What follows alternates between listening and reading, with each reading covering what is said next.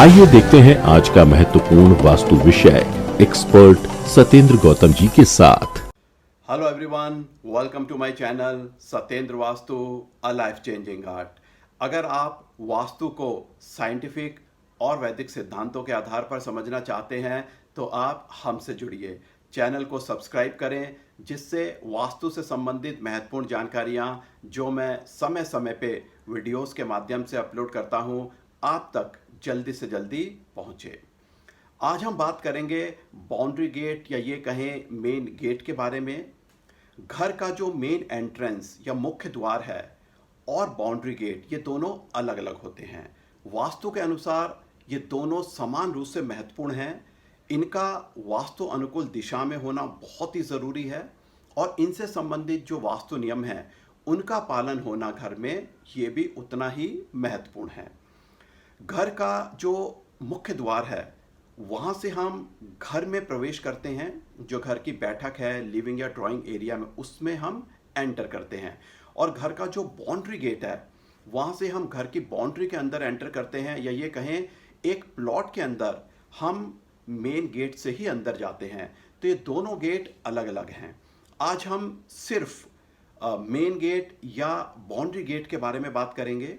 जो लोग घर के मुख्य द्वार या मेन एंट्रेंस के बारे में अधिक जानकारी चाहते हैं वो मेरा वीडियो जो मैंने अपने चैनल पे पहले अपलोड करा है उसको देख सकते हैं, जिसका लिंक मैंने डिस्क्रिप्शन बॉक्स में भी दिया है। चलिए अब हम बात करते हैं कि बाउंड्री गेट या मेन गेट से संबंधित क्या वास्तु नियम हैं और कौन सी दिशाएं उसके लिए वास्तु अनुकूल है।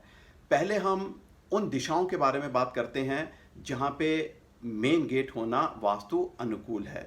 इसको पहले हम समझते हैं। वास्तु के अनुसार मेन गेट या बाउंड्री गेट उन दिशाओं में या लोकेशन पर होना चाहिए जहां से पॉजिटिव एनर्जीज घर में सुचारू रूप से और ज़्यादा से ज़्यादा आ पाएं। इसके साथ साथ इस बात का भी ध्यान रखा होना चाहिए कि घर के अंदर जो जगह है, जो स्पेस है, उसका यूटिलाइजेशन भी प्रॉपर हो और मेन गेट से जो लोग आ जा रहे हैं या जो गाड़ियां, स्कूटर, कार अगर घर में हैं वो भी सुचारू रूप से कन्वीनियंटली अंदर आ पाएं और वो ठीक से पार्क भी हो पाएं। तो इनको ध्यान में रखते हुए हम चारों दिशाओं में बात करेंगे कि मेन गेट होना कहाँ पर वास्तु अनुकूल है। अगर घर नॉर्थ फेसिंग है तो ऐसे घरों में main gate north north east, उत्तर उत्तर पूर्व दिशा में होना उत्तम है। अगर घर ईस्ट फेसिंग है तो ऐसे घरों में ईस्ट नॉर्थ ईस्ट, पूर्व उत्तर पूर्व दिशा में मेन गेट होना बहुत ही उत्तम है। अगर घर साउथ फेसिंग है तो ऐसे घरों में main gate south south east, दक्षिण दक्षिण पूर्व दिशा में होना उत्तम है।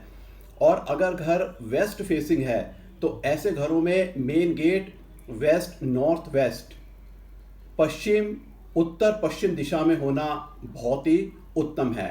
तो मेन गेट के लिए ये दिशाएं, ये लोकेशन वास्तु अनुकूल हैं।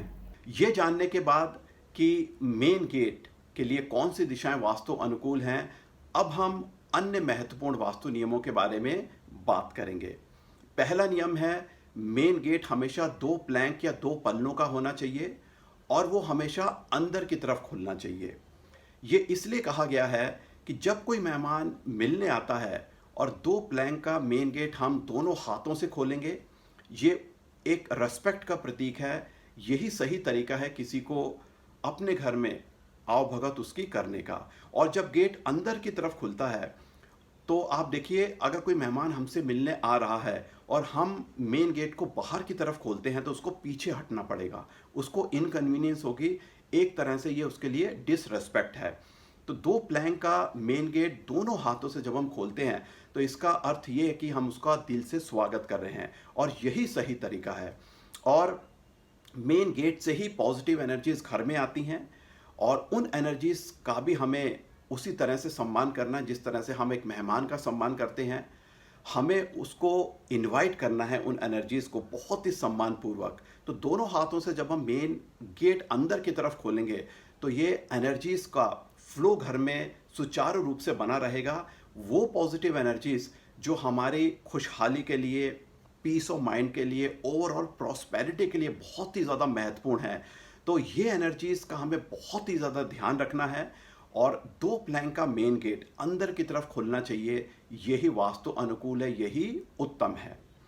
अगला नियम, मेन गेट हमेशा स्क्वायर, वर्गाकार या रेक्टेंगुलर, आयताकार होना चाहिए।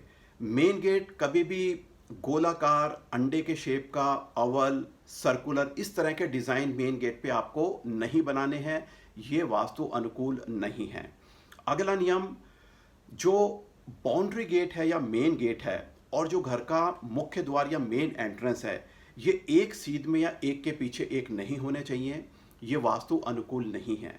इसी तरह से अगर किसी घर में 2 बाउंड्री गेट हैं, एक आगे है और एक पीछे की तरफ है, तो ये दोनों बाउंड्री गेट भी एक सीध में या एक के पीछे एक नहीं होने चाहिए। ये भी वास्तु अनुकूल नहीं है। अगला नियम, बाउंड्री गेट कभी भी इस तरह से एक रोड के सामने ना हो कि रोड उसको हिट कर रही है, वो रोड के डेड एंड पे है, टी जंक्शन पे है या वाई जंक्शन पर है। यहाँ पे अगर इस तरह से मेन गेट आप लोकेट करते हैं कि उसके सामने रोड उसको हिट कर रही है, तो यहाँ से बहुत ज़्यादा नेगेटिव एनर्जीज घर में आती हैं, जो घर के लोगों में कलह पैदा करती हैं, अशांति पैदा करती हैं, बहुत ज़्यादा डिस्टर्बेंस घर में बनी रहती है। तो आपको ये ध्यान रखना है कि main gate dead end, T junction या वाई जंक्शन की रोड पे नहीं होना चाहिए। अगर मेन गेट इस तरह से है तो आप वहाँ पे पाकुआ मिरर लगाएं, मेन गेट के ऊपर एनर्जाइज्ड पिरामिड्स लगाएं और मेन गेट पे बहुत ज़्यादा आप ग्रीन प्लांट्स रखें। इससे यहाँ का जो वास्तु दोष है वो दूर हो जाता है और यहाँ पे एनर्जीज बैलेंस होती हैं। अगला वास्तु नियम, मेन गेट के सामने कभी भी बड़ा पेड़ नहीं होना चाहिए। इसी के साथ साथ कोई अगर इलेक्ट्रिकल पोल है तो वो भी मेन गेट के सामने ना हो, ये वास्तु अनुकूल नहीं है। मेन गेट के सामने नाला होना भी वास्तु अनुकूल नहीं है। तो इन बातों का जो दिशाओं के संबंध में आपको बताई हैं और जो अन्य महत्वपूर्ण वास्तु नियम आपको बताए हैं मेन गेट के संबंध में, उनका आप पालन करिए। इस विषय से संबंधित आपके कोई प्रश्न है कमेंट बॉक्स में लिखिए।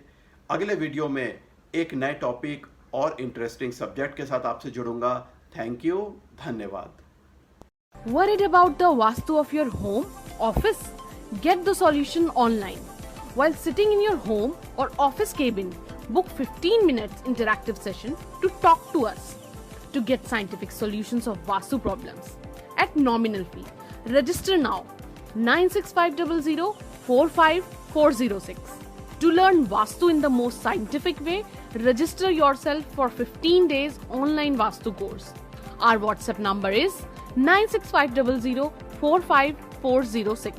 अगर आपको ये जानकारियाँ उपयोगी लगी तो चैनल को लाइक करें और लाइक आइकन पर प्रेस करें और इस विषय पर अधिक जानकारी के लिए और लेटेस्ट अपडेट पाने के लिए चैनल को सब्सक्राइब आइकन प्रेस करके सब्सक्राइब करें।